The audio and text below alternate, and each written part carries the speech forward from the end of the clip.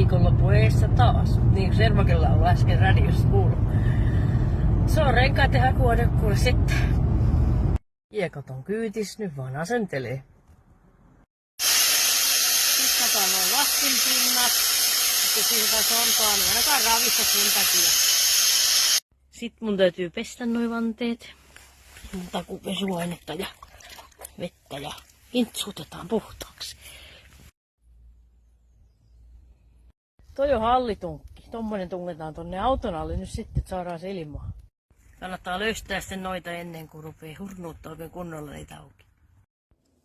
No niin, sitten ruuvaillaan menee, niin irtoo kuule upeasti nämäkin. Mä löysin tämmösen vehkeen, niin tällä kastasin jo, niin täytyy sehettää näitä sontia pois täältä. Muuten kun täryttää mennä vitirysti. No.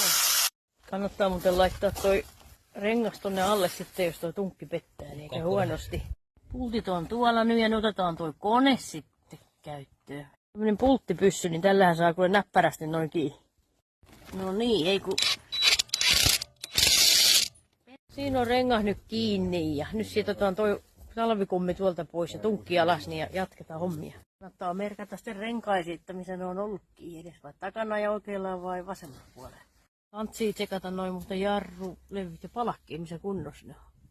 Valmista tuli tosiaan, niin nyt täytyy käydä vähän koeajoa sitten tällä. Ilman kautta onkin hienoa ja uusilla kummeilla. Kyllä kannatti vaan ostaa uudet.